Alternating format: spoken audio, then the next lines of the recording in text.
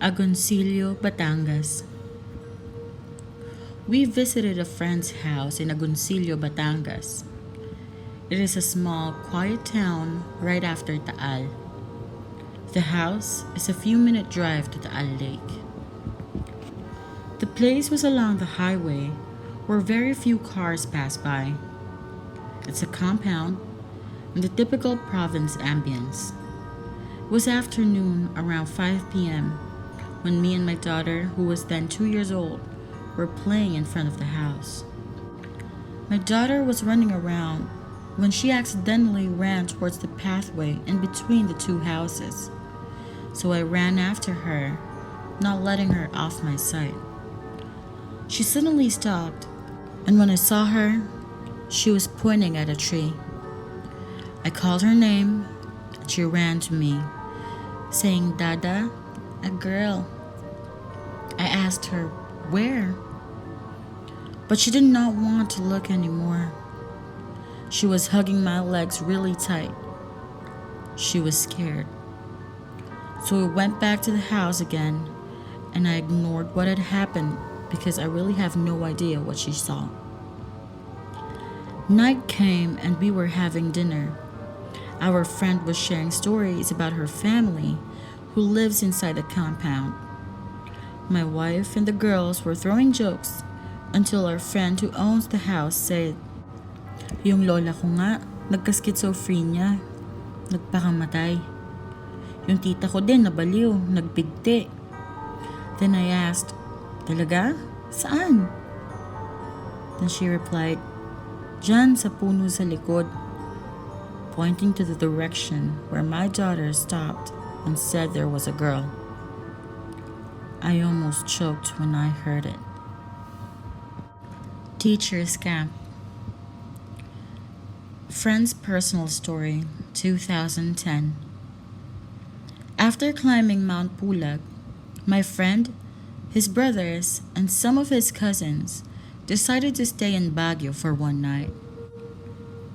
And when practicality strikes, the best option to save money on accommodations is the teacher's camp.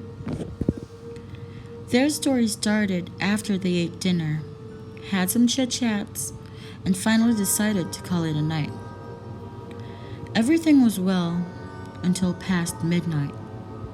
A loud noise inside their room woke them up. One of them turned on the light, and to their surprise, they saw one of their cousins strangling his cousin to death. All of them tried to stop him, and when they did, their cousin looked like he just woken up from sleep. So they asked him what the hell was he trying to do. He looked puzzled and exclaimed, "Ha? Anong sinasakal?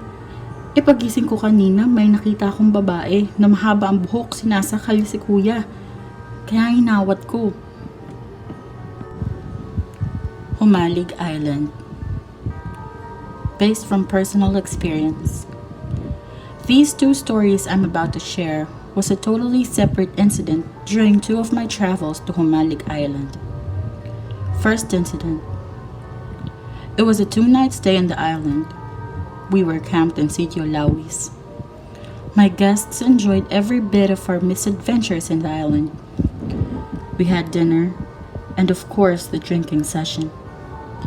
Being the organizer, I had to sleep early on the first night. Daylight came, and we went for another trip around the island. And so night came again. We prepared a simple dinner for the kids in Sitio Lawis to celebrate the birthday of one of my guests. We had fun and agreed that everyone will drink to celebrate our last night as well. So we went to Ate Inday's house for a more comfortable setup because it was raining outside. The house was approximately 50-meter walk from our camp. The path was pitch black and covered with palm trees and shrubs. We shared jokes and personal stories until we ended up telling horror stories. One of our guests is gifted with a sixth sense. He told us that he wanted to tell us something, but he was hesitant to say because he didn't want to scare us. We urged him to tell us.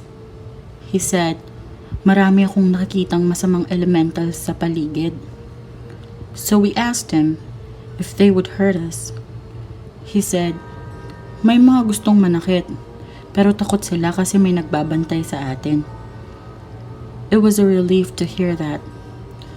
But then again, there are bad spirits according to him. So we asked him again, safe pa tayo sa tent natin? He answered, oo, kasi after nung tree line kung saan natatapos yung mga puno ng buko, hanggang dun lang sila. Fortunately, we were camped right after the tree line. Then he told me, sir, nakita niyo po ba yung punong malaki pagbaba natin ng bangka kahapon? I said, oo. Then he said, diba, siya yung pinakamagandang puno sa lahat at nag-iisang puno malapit sa beach? He continued, andun yung nagbabantay sa atin. Takot sila, kaya hindi tayo ginagalaw. Second incident, with another set of travelers. Again, it was a 2-night stay at the island. The second night was an Inuman session ritual.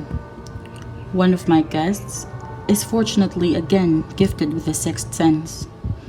Only this time, we were not at Ate Indai's house. We were in a small, abandoned hut fronting the beach in Sitio Lawis. So everyone was sharing their stories until exhaustion sank in. The only ones left was me and 4 others. As the night grows darker because of the clouds, I noticed one of my guests, the one gifted with the sixth sense, is a little anxious. I asked her, ma'am, okay ka lang? She replied, okay lang sir, pero naniniwala ka ba sa sixth sense? I answered, oo naman ma'am. She then told me that she keeps on seeing some shadows behind our tent area, among the trees. Then she turned her attention to the big tree on the opposite side of the beach.